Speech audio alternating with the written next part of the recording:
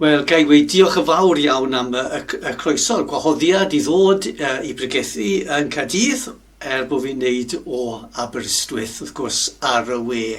Dwi'n falch iawn o cael rhannu Caerdydd efo chi.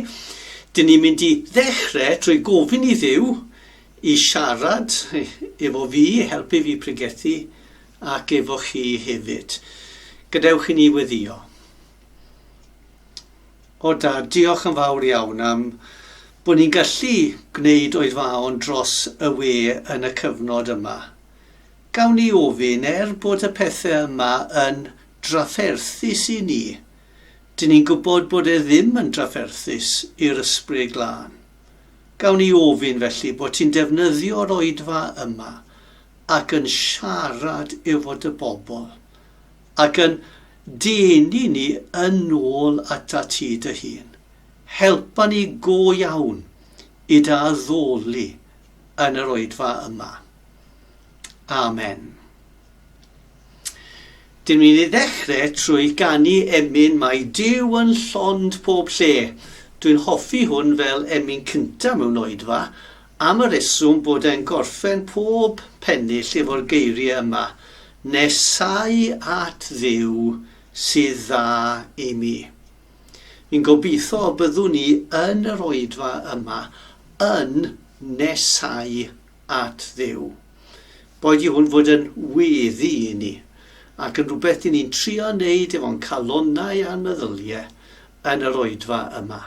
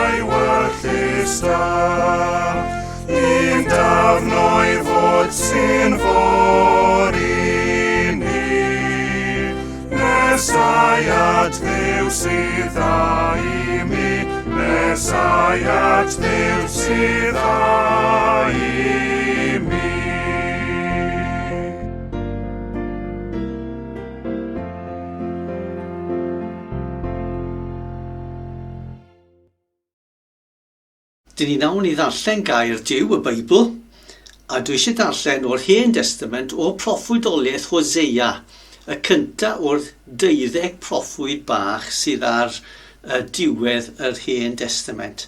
Hosea a pennod 2, a falle bod chi'n meddwl bod e'n rhyfedd, ond dwi'n ei dechrau darllen yn adnod 2, oherwydd fyna dwi'n meddwl bysau'r rhaniad paragraff gorau. Nawr mae eisiau fi roi chydig bach o esboniad. Mae Duw trwy Hosea yn siarad efo'r pobl gan ddefnyddio'r hanes sydd wedi digwydd i Hosea ei hun. Mae wraig wedi bod yn anffyddlon. A fan hyn mae Duw yn siarad efo Israel fel betai Israel yn wraig anffyddlon iddo fe. Mae'n gyhuddo nhw o beteinio a sut mae'n mynd i delio gyda nhw oherwydd yr hyn mae e wedi wneud. Felly bod y darlun yn un agodineb ac yn y blaen, siarad mae e efo'r genedl. Hosea pennod 2 ac adnod 2. Plediwch a'ch mam, plediwch, onid yw'n wraig i mi, a minnau'n ŵr iddi hi. A iddi symud ei ffiteindra o'i hwyneb, a'i godineb oddi rhwng ei bronnau. Onid ef, byddaf yn ei diosg yn noeth ac yn ei gosod fel ar ddydd ei geni, a'i gwneud fel anialwch, a'i gosod fel tir sych, a'i lladd a syched. Ni wnaf drigaredd a'i phlant, am ei bod yn blant peteindra. Oherwydd yw mam beteinio ac i'r honnau cariodd ymddwyn yn waradwyddus, a dweud, af ar ôl fy nghariadon sy'n rhoi i mi fy mara am dŵr, fy ngwlan am llun, fy olew am diod. Am hynny, ceiaf ei ffordd a draen, a gosodaf rwystyr rhag iddi gael ei llwybrau. Fe ymlid ei chariadon heb ei dal, fe'i cais heb ei cael. Yna dywed, dychwelaf at y gŵr oedd gennyf, gan ei bod yn well arnaf y bryd hwnnw nac yn awr. Ond ni wyr hi mae myfi a roddodd iddi yd a gwlyn, a gwyn ac olew, ac amlhau iddi arian ac air, pethau arwysant hwy i bal. Felly cymeraf yn ôl fy yd yn ei bryd am gwyn yn ei dymor, dygaf ymaith yng ngwlan am llun a guddiau ei noethni, yn awr di-noethaf ei gwarth ger bron ei chariadon, ac ni fynd yr un ohonynt ei chipio o'm llaw. Rof derfyn ar ei holl lawenydd, ei gwyliau, ei newydd-loeriau, ei sabothau, ei gwyliau sefydlog. Difethaf ei gwynwydd a'i ffugysrwydd, a dywedodd amdanynt, dyma fy nhad a roes fy nghariadon i mi. Gwna phwy'n goedwig, a bydd yr anifeiliaid gwylltion yn ei difa.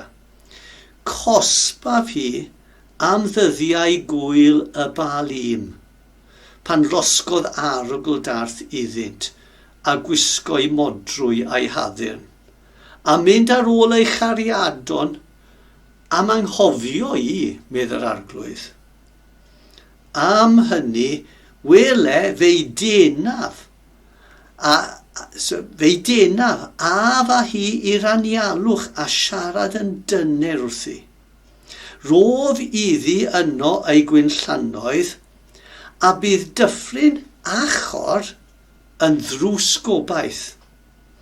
Yno fe ymetib hi fel y nyddiau ei hieuenctid, fel yn y dydd y daeth i fyny o wlad yr Aifft.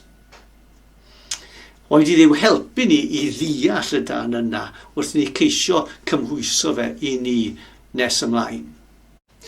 Nawr, i chi blant, dyn ni eisiau mynd allan mwyn rhoi rhan o'r stori ac i'r oedolion hefyd sydd yn licio pethau plant. So, bydd rhaid i fi wisgo'n gynnes achos mae'n reid oer.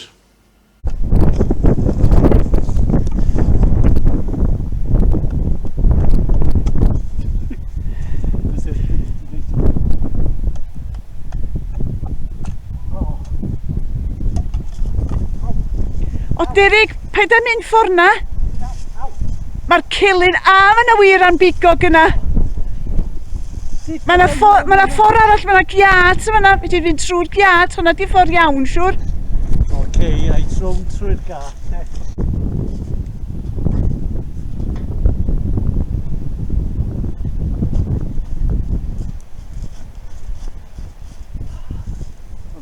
Dwi'n well.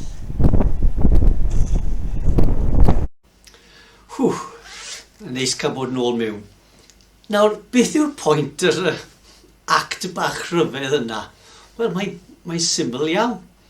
Roedd na ffordd anghywir i mynd i'r cae. Oedd dros y celyn a'r weiren bigog oedd yn pigo chi i'ch atal chi. Ac o'na ffordd iawn i mynd mewn, achos o'na gat wedi cael ei gosod yn y clawdd. Nawr, yr un peth mae'r darlleniad o'r Beibl yn deud wrthon ni, a byddai'n esbonio yn y pregeth.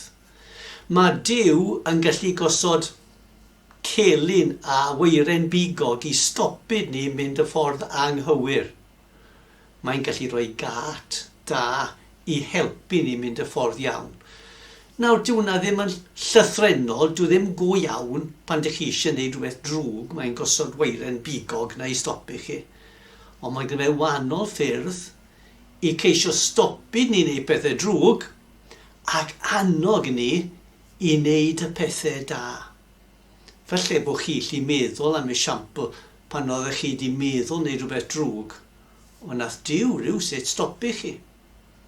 Falle pan ydych chi wedi mynd i gwersyll bod wedi helpu chi feddwl, dwi eisiau byw yn y ffordd mae Duw yn dysgu fi.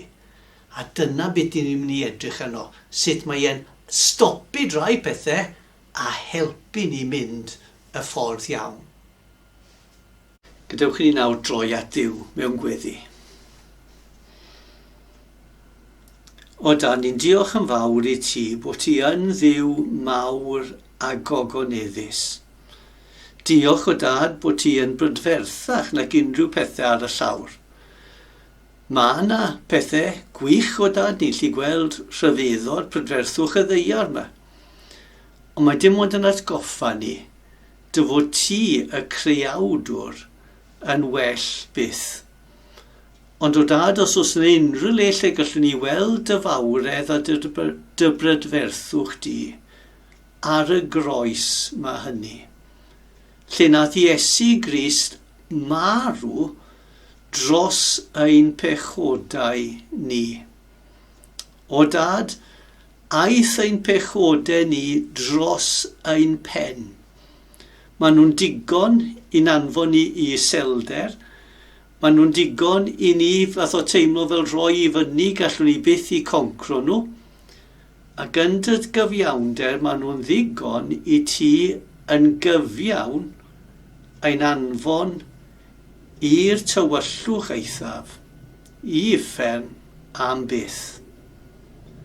Ond diolch o Dad, bod dy gariad di yn drech na'n pechodau ni. Diolch bod Iesu wedi cymryd y gosb a gyntau'n Dduw tragwyddol yn cymryd dy ddigofaint yn llawn yn ein lle. Helpa ni yn nawr o Dad i sylweddoli bod ni wedi cael ein maddau yn llwyr.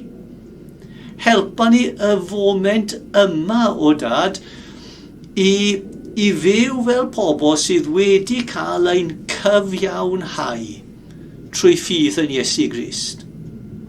Helpa y gwirionedd yma i ni i garu ein harglwydd Iesu Grist mwy a mwy, wrth i ni sylwi sut mae wedi caru ni yn bersonol. Gawn ni ofyn o Dad wrth i ni dyfu i dy garu di, bod ni'n tyfu i garu dy bobl di. Wyt ti wedi gosod ni o Dad mewn eglwys rhan o dy bobl, ond ti wedi gosod ni hefyd mewn eglwys leol. Gawn ni ofyn felly o Dad, bod ti yn bendithio ni.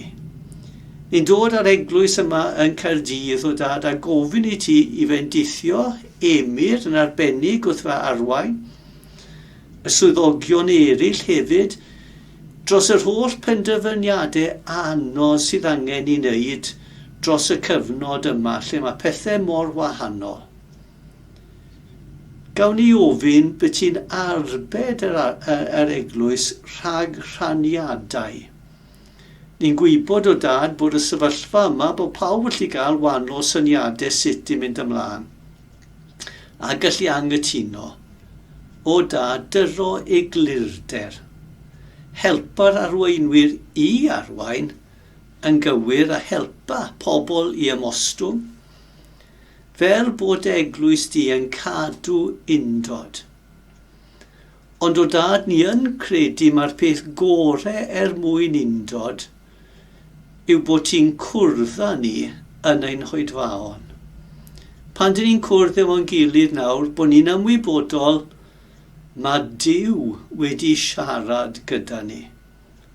Mae'n calonnau wedi'n cael ei gostwng ac ar yr un pryd wedi cael ei codi i addoli. O Dduw ein tad, y Duw mawr, ymwel â ni, fel y byddwn ni'n gallu fod yn pobl sy'n da addoli di, a pobl sydd yn dystiolaeth i ti yn y byd. O dad, gwna ni'n eglwys fydd yn denu eraill at yr arglwydd Iesu Grist. Cofia rheini o dad sydd yn cael un anodd iawn yn y cyfnod yma. Rho dy fendith iddyn nhw.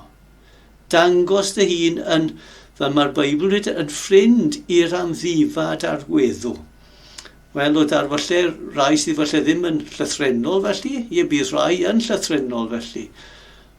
Ond y rai sydd yn canol i trafferthion, agos a yn dy drigaredd. Helpa ni nawr o dad i gallu feddwl ac i gallu cael ein bywydau wedi cael eu trawsnewid gan dy air. Amen.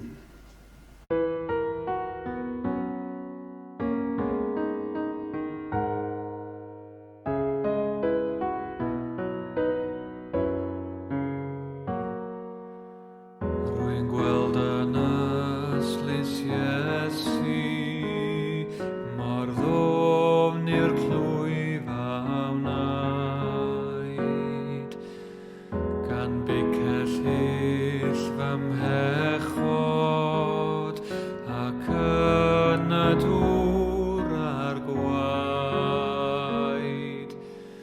Rwy'n gweld ei aber drosodd, yn marw yn fy lle, a'r hedaf am y lloches sydd yn ei glwyfau e, a'r hedaf am y lloches ynddo fe.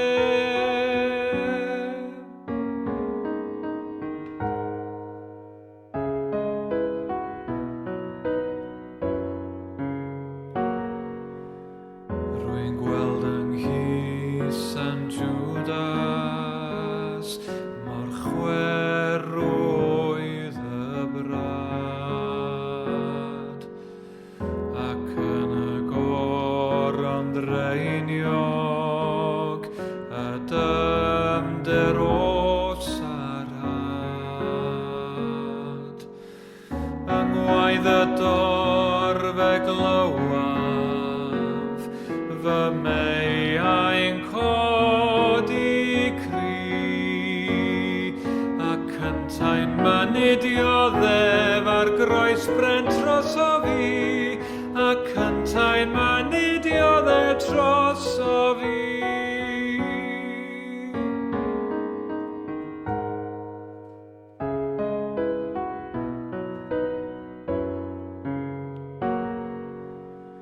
Mae farw ef yn fywyd, ei loes yn hed i drai, ei gladdu'n at gyfodiad i edifeiriol rai. Fy ngobaith yn hondemniad, di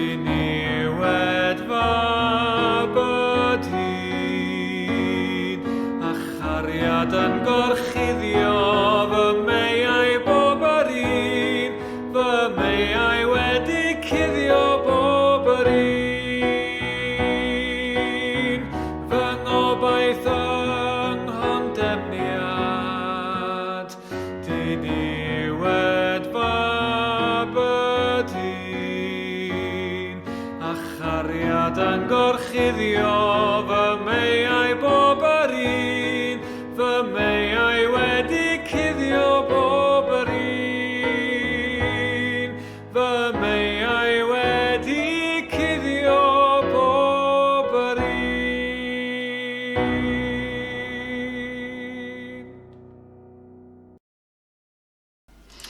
Wel, gadewch i ni nawr i droi at Gaerdydd, a byddai'n edrych ar y llyfr nes i ddarllen ohono cynt, Hosea, pennod 2. Byddai'n edrych ar adnod 6 ac 14 yn arbennig, ond a'i ddarllen nhw nes ymlaen. Be dwi eisiau gwneud yw disgrifio ein perthynas ni gyda Duw. Ac yn arbennig ein perthynas ni gyda Duw yng ngoleuni ein methiannau ni, sut i ni'n methu ac yn syrthio'n fyr yn ein perthynas efo Duw tro ar ôl tro. Hynny yw, rydyn ni'n pechu. A dwi eisiau sôn am ein pechodau ni, ond yn fwyaf arbennig, sut mae Duw yn delio gyda ni yn ein pechodau ni. Ac achos dyna wir sydd yn y darn yma wedi cael ei disgrifio yn ddarluniol. Pobl Israel fel gwraig anffyddlon i Dduw. A felly yn perthynas ni gyda Duw, dyn ni fod yn wraig ffyddlon i Dduw, ond bod ni'n anffyddlon. Sut felly bydd Duw yn delio gyda ni yn ein anffyddlondeb? Ac i grynhoi y darn, dwi eisiau edrych ar adnod 6 ac adnod 14.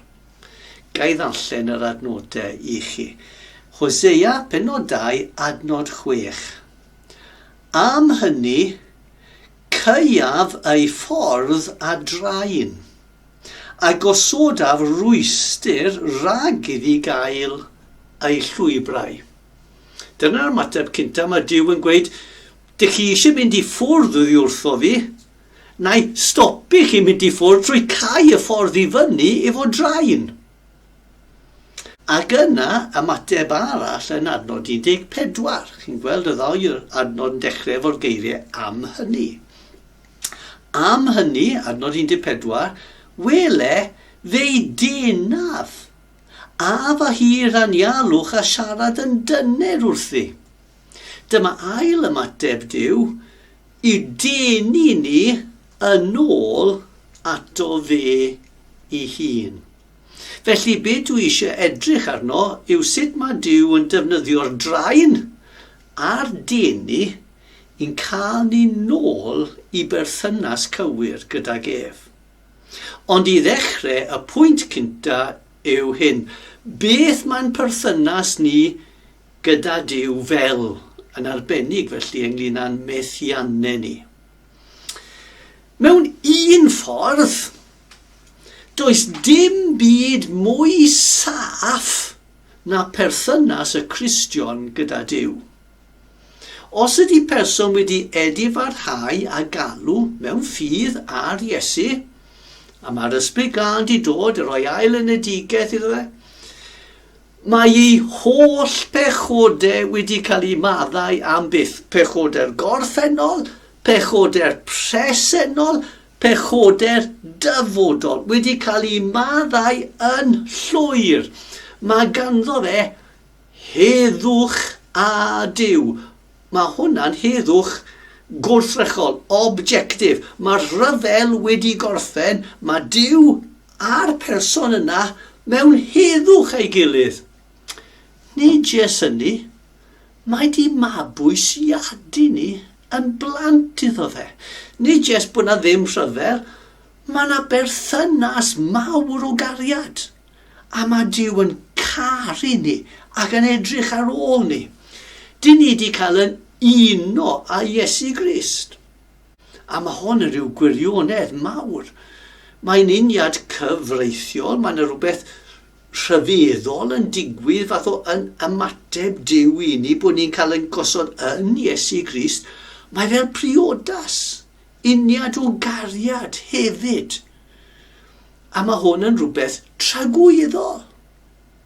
Ni all ddim ein gwahanu ni o ddiwrthgariad Crist. Nawr, dwi'n gobeithio bod hwn yn codi calon chi.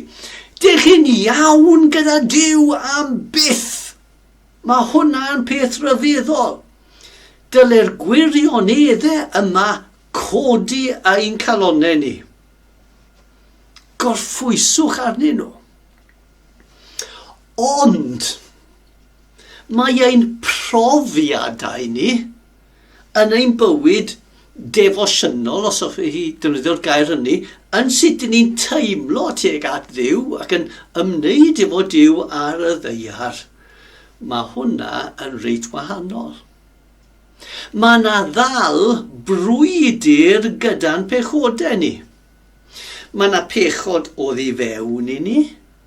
Dyn ni'n byw mewn byd pechadurus a mae yna elyn ysbrydol. Y diafol a'i cythreiliad yn ein herbyn ni. Dyn ni mewn brwydyr ysbrydol. Ac fe allwn ni mynd trwy cyfnodau anodd. A mae ein profiadau ni a'n teimladau ni lan a lawr. Nawr, dyma pam mae adnod 6 ac adnod 14, y ddau yn nhw yn y paragraff yn dechrau efo'r geiriau am hynny. Beth yw yr am hynny? Oherwydd ein cyflwr ni. Mae'n cael ei disgrifio yn y darn a mae'n bod ni wedi godinebu yn ysbrydol. Achos bod ni wedi, trwy wahanol ffyrdd, wedi bod yn anffyddlon i Dduw.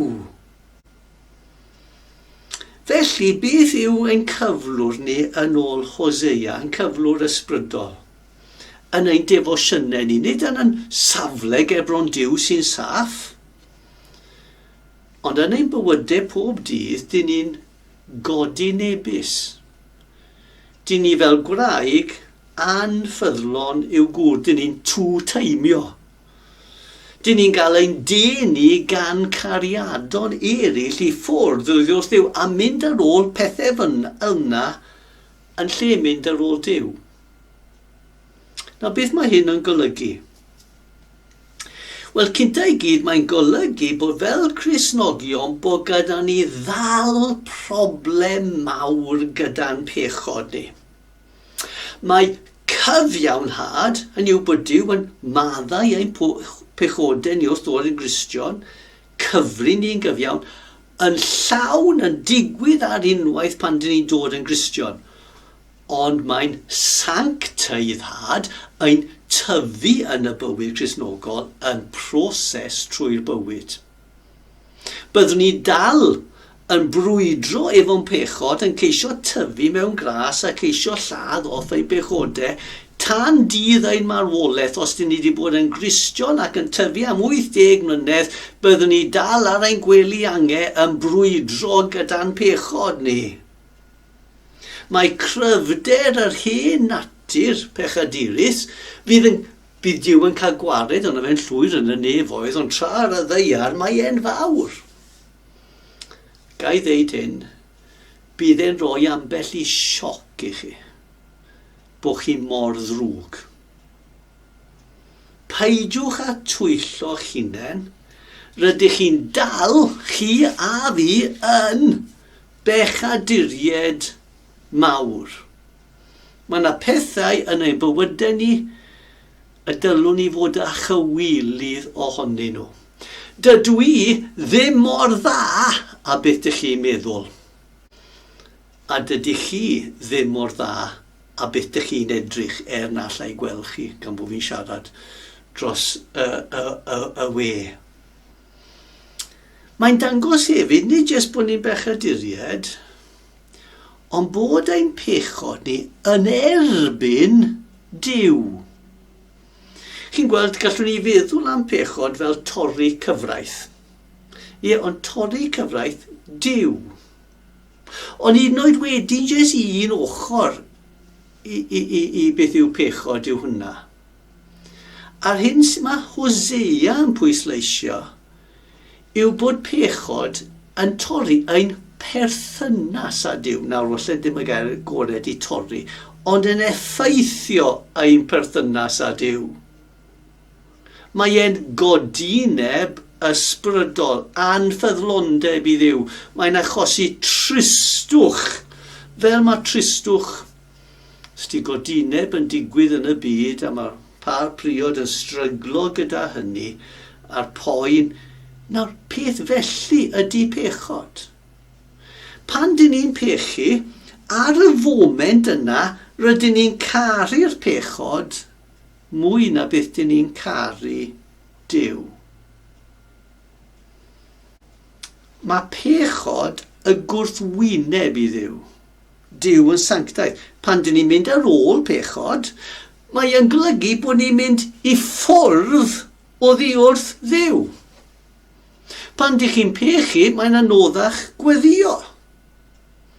Oherwydd gweddio yw mynd at Dduw, a pechod yw mynd i ffwrdd oddi wrth Dduw. Mae Duw yn teimlo tuag at pechod y Cristion, fel mae gŵr yn teimlo tuag at gwraig anffyddlon, neu gwraig yn teimlo tuag at gŵr anffyddlon. Gallwn ni dychmygu'r teimladau, falle bod chi wedi bod mewn sefyllfa lle mae rhywbeth felly wedi digwydd. Nawr fel ni mae Duw yn teimlo tuag at ein pechod ni. Dyna'r sefyllfa. Mae Duw wedi'n caru ni a chariad tragwyddol. Mae di roi i fab i farw droson ni. Mae di mabwysiadu ni'n blant iddo fe. Mae di uno ni a Iesu Grist mewn perthynas tragwyddol o gariad. Ond ar y foment, rydyn ni'n dal i bechu. Rydyn ni'n dal i grwydro, rydyn ni'n dal i bod yn anffyddlon ac yn brifo Duw. Dyna pam mae'r ddwy adnod ni yn dechrau efo am hynny. Oherwydd ein cyflwr felly, achos y problem mawr yma, am hynny mae Duw yn neud rhywbeth. Sut mae Duw yn ymateb i'r pechod yma sy'n gwneud ni i grwydro oddi wrth y Duw dyn ni'n caru? Sut mae'n ni ymateb?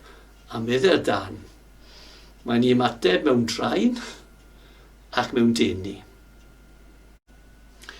Gawn ni edrych felly sut mae Duw yn ymateb mewn draen. Adnod 6 o Hosea 2. Am hynny, ceiaf ei ffordd a draen, a gosodaf rwystyr rhag iddi cael ei llwybrau. Nawr chi'n gweld y darlun, dyn ni yn meddwl mynd ffordd anghywir. Ond beth mae Duw yn neud yw gosod draen ar hyd y ffordd fel bod ni methu mynd ffordd yna, bod ni methu mynd i ffwrdd.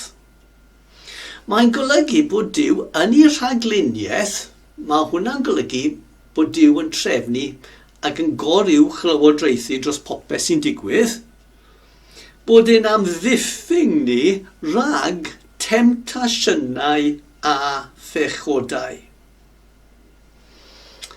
Nawr, beth ni feddwl yn fath o enghreifftiau. Dych chi heb cael rhyw swydd chi'n triol amdano. Falle bod chi ddim yn gwybod bysau cymryd y swydd yna wedi'ch denu chi i ffwrdd oddi wrth Dduw.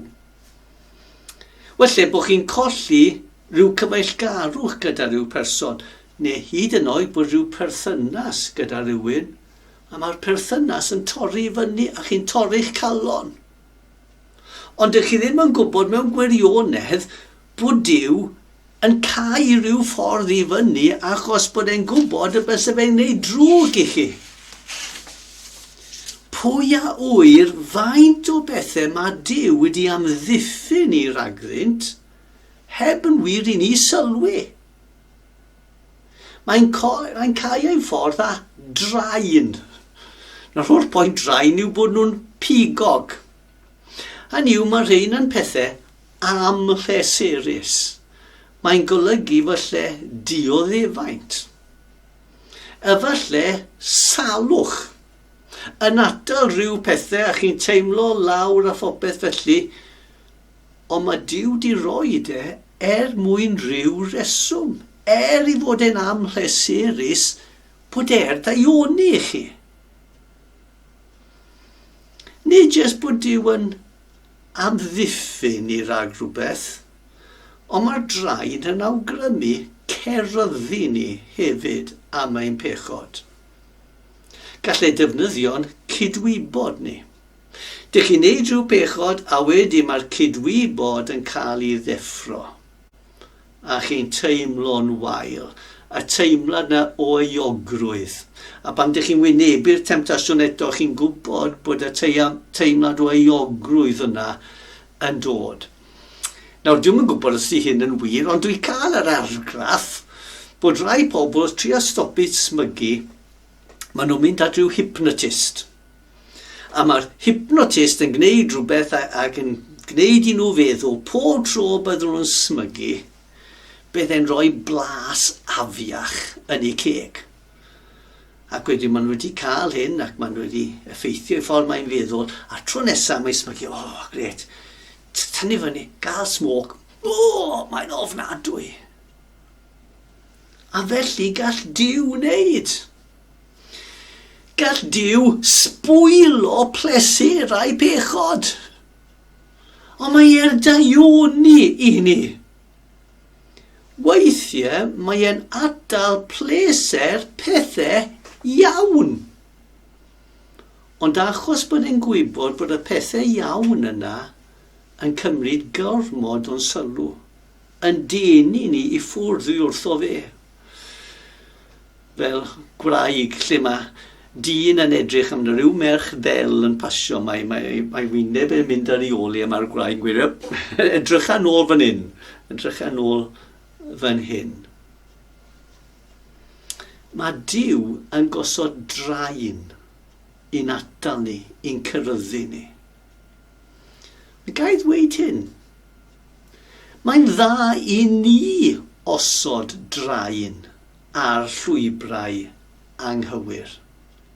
Hynny yw, mae eisiau I ni ymdrechu I wneud pechod yn anoddach ac i'n atal ni rhag crwydro oddi wrth Dduw. Dyn ni'n wneud cynta I gyd wrth weddio. Pan dych chi'n gweddio gweddi'r arglwydd, rhywbeth dwi'n gobeithio bod chi'n gwneud. Nid jyst deud ond I gweddio fe. Dych chi'n gweud y geiriau yma.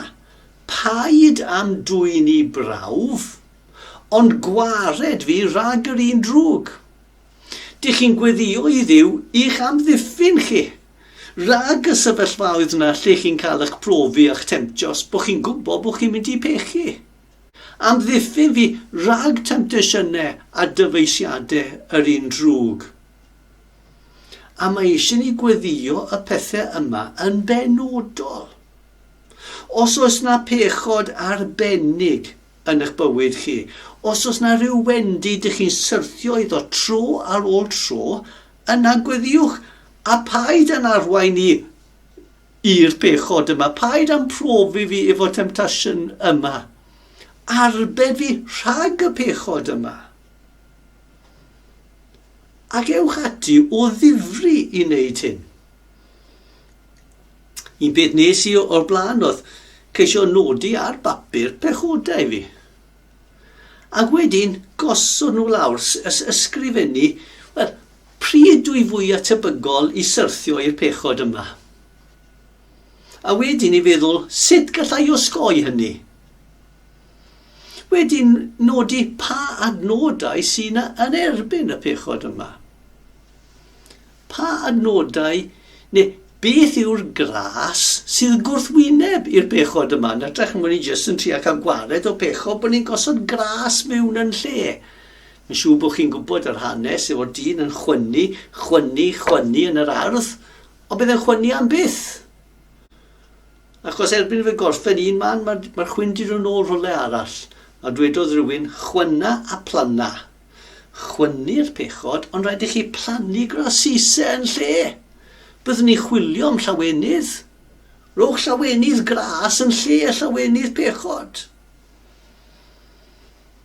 So meddyliwch wedyn, sut y gallwch chi wneud hyn? Nawr beth yw hwn? Hwn yw rhan o'n edifeirwch dyddiol ni. Brwydro'n erbyn y pechod. Dwi'n ceisio gosod draen ar y llwybr. Mae cymdeithas efo Cristnogion eraill yn gwmyd o help fan hyn. Mae cwrdd yn gyson efo Cristnogion eraill yn helpu ni i fynd y ffordd cywir. Falle bod gennych chi problem gyda beth chi'n edrych arno ar y cyfrifiadur. Wel, mae yna ffyrdd, nawr dwi'n yn siŵr beth yw'r gair covenantise rhywbeth felly. Gallwch chi trefnu bod beth ych chi'n gweld bod rhywun arall yn gweld hefyd i checio fyny ar eich gilydd. Beth ych chi'n neud, ych chi'n gosod draen ar hyd y llwybrau anghywir. Un ymateb i'n pechod ni ydy hyn. Mae Duw yn gwybod ein gwendid ni. Mae'n gwybod y temptasiynau. Mae'n gwybod bod ni'n cael yn denu un ffordd ar ffordd arall. Felly mae'n gosod draen ar hyd y ffordd i'n atal ni. Ac i fod e'n boenus, i fod ar y degau'n Caerdydd ac yn problem, mae daioni i ni. Diolchwch bod Duw yn gosod draen ar hyd y ffyrdd anghywir. Gadewch ni edrych ar yr ymateb nesaf Duw. Mae yna am hynny arall yn adnod 14. Ymateb o Duw yn denu. Adnod 14. Am hynny, wele fei denaf. A fa hi i'r anialwch a siarad yn dyner wrthi. A'n mlaen i adnod 15, ro fydd hi yno ei gwynllanoedd, a bydd dyffryn achor yn ddrws gobaith. Fi'n falch iawn, mae nid jest y draen mae Duw yn rhoi, neu bydde bywyd yn anodd iawn, bys y fe'n llawn draen. Ond mae hefyd yn denu. Na sylwch, mae'n mynd â ni i'r anialwch i'n denu, nawr yr anialwch yn neud i chi meddwl am y draen, y pethau'n anodd. Ond mae'n atal rai pethau mwyn denu ni ato fe ei hun. Ac yn yr adnod nesaf, mae'n iwso darlun. Mae'n gweud, bydd dyffryn achor, ystyr y gair achor ydy helynt, bydd dyffryn achor yn ddrws gobaith. Bydde, wrth mynd trwy y problem anodd, dych chi'n mynd mewn i gobaith. Mae yna ochr positif. Mae'r drwg yn troi mas daioni. Beth mae Duw yn defnyddio i'n denu ni ato fe ei hun pan dyn ni'n stryglo gyda'n pechod ni? Wel, mae yna lot fawr o bethau. Gai jyst nodi rhai o'n nhw. Cynta, mae'n atgoffa ni bod Iesu Grist yn archoffeiriad cyd-ymdeimlo. Nawr, mae hwnna'n tipyn o dywediad diwinyddol. Beth mae hwnna'n golygu? Bod Iesu Grist yn deall yn iawn ein problemau a'n pechodau. Mae'n gwybod ein gwendid, oedd e'n gwybod ei gyd cyn bod e'n marw droson ni, ac bod e'n pechod yn sioc i ni, dydy e ddim yn sioc iddo fe, ac mae'n delio gyda ni yn dyner. Mae'n adnod arall sy'n disgrifio Iesu Grist fel hyn. Bydd e ddim yn torri corsen ysig na diffodd canwyll sy'n mygu. Weithiau mynd yr adnod na y darlun, dych chi fel corsen bach, dan fach o ryw planhigyn bach, a mae'n barod wedi cael ei sigo, mae'n fath o plygu drosodd, mae bron a torri i ffwrdd, y peth hawsa i torri. Fi'n cofio pan o'n i yn ysgol, a'r athro cemeg yn rhoi fi'n, os dwi'n cofio'n iawn, carbon rod i fi. Ac oedd e'n gweud rhywbeth am britl, ac o'n i'n eistedd yn y ffrant am gweud, i profi fod e'n britl, dwi'n ni roi un o'r pobl i trial torri fe. A roiodd i fi, A chi'n bod beth, boys grammar school bechgyn I gyd, yn meddwl, beth os dwi'n methu torri fe? O no, chod. So dyma fi'n fath o gafn fe, cymryd anad o, torro dde. Just oedd i'n anadlu, torro dde. Mae'r britl a hynny. Falle bod chi'n teimlo fel na dych chi mor agos I torri. Ond meddwl bydd e ddim yn torri y corsau nysig. Ddim yn diffodd canwl symugu. Mae fath o tystiolaeth y person yma, dim yn rhoi lot o ole, jyst mwg. Ond bydd e'n fflamio fe'n ôl. Mae gyda ni waredwr sy'n cyd ymdeimlo gyda'n gwendid ni ac yn gofalus ohono ni. Mae ei ras yn gryfach na'n pechod ni. Aeth ein pechod dros ein pen, medde un salm. Ond mae gyno ti faddeiant. Dim yn mynd dros pen Duw. Mor ddrwg ydy'n pechod, mae marwolaeth Iesu Grist ar y groes yn gryfach na'n pechod. Dwi'n hoffi'r ffordd mae diwedd Hebreiad yn gosod e. Mae gwaed Abel yn gweiddi o'r ddeiar. Mae feda'n gweiddi i'ch dynol rhyw I gyd. Dych chi'n bech a diried. Ond mae gwaed Iesu Grist yn gweiddi'n gryfach. Mae ddeiant llwyr. Mae e'n caru chi. Sylweddolwch o'r newydd bod ymwneud Duw gyda chi yn ymwneud o gariad. Rydych chi'n werthfawr iddo fe. Mae e'n caru chi yn bersonol, yn dragwyddol, yn hael. Ystyriwch hyn. Dydy erioed wedi methu sancteiddio'n llwyr unrhyw un sy'n dod ato fe. Os ydych chi wedi dod at Iesu Grist, bydd pob un ohonynt, pob un ono ni sydd wedi dod ato fe mewn gwirionedd yn cael mynd i'r nefoedd wedyn sancteiddio'n llwyr a'n gogoneddu. Ac weithiau i'n denu ni, mae'n rhyw fath o agor ein llyged I fath o deud, hwn sydd gyda fi erich mwyn chi. Sancteiddrwydd llwyr. Dwi'n mynd i'ch achub chi yn llwyr o ddiwrth eich bechod, bod e mor gwmwynt o drafferth i'ch hunan. Dwi'n mynd i'ch, nid jyst eich sancteidd, eich gogoneddu chi. Ac yn gwneud chi yn bri o dasfer chi Grist am dragwyddoldeb. Cofio rhywun yn rhyw so darlun fel hyn. Beth I chi'n cael eich temtio I dwy'n smart car os ys gyda chi Rolls Royce yn y garage. Ystyriwch beth sydd o'ch blaen chi gyda Iesu Grist. Duw yw y prydferthaf un sydd yn bod. Mae e'n ogoneddus berffaith. Bydd gweld gogoniad Crist yn tynnu'n anadl I ffwrdd. Mae I brydferthwch yn brydferthwch sylweddol, nid jyst rhywbeth ar y wyneb yw e. Mae'n aruchel, mae e tu hwnt i'n gallu ni yw deall yn llawn hyd yn oed I dragwyddoldeb, byddwch chi byth yn bored efo fe. Mae e'n bersonol, mae e'n ogoneddus. A hwn sydd wedi dod I berthynas efo chi a fi. A mae ni dwy ni I mewn i'r berthynas yma am byth. Dyma un o'r resymau pam dyn ni'n cwrdd efo'n gilydd fel Cristnogion.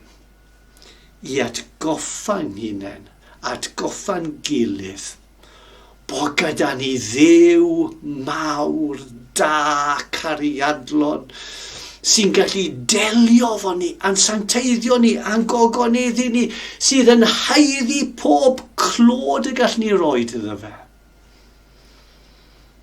Mae e'n denu ni ato fe ei hun. Dyn ni weithiau'n gweld adlewyrchiad o prydferthwch Duw yn y grasisau mae'n rhoi i Cristnogion eraill.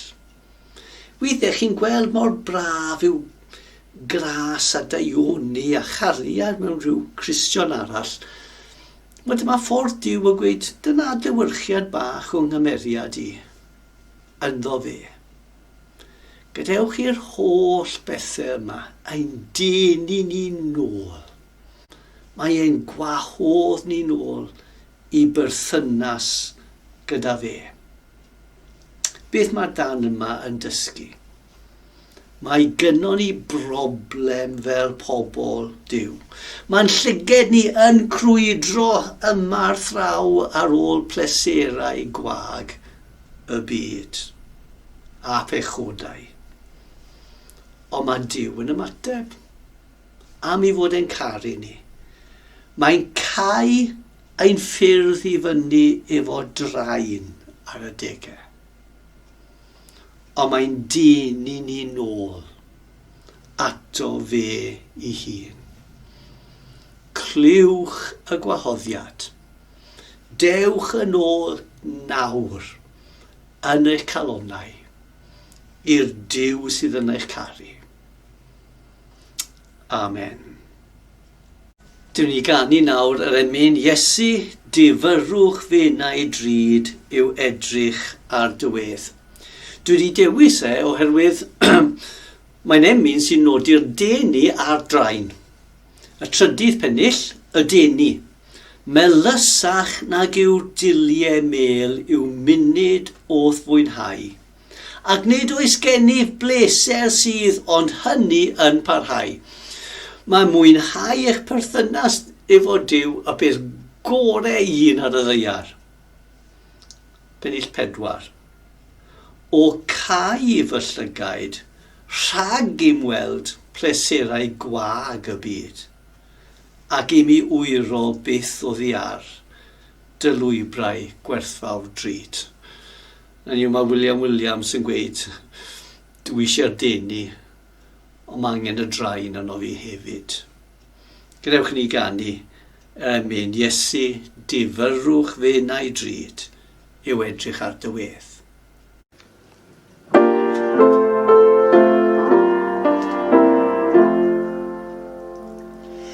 Iesu, difyrwch fenau drud yw edrych ar dywedd. Ac mae llythrennau denwch hir yn bywyd ac yn her.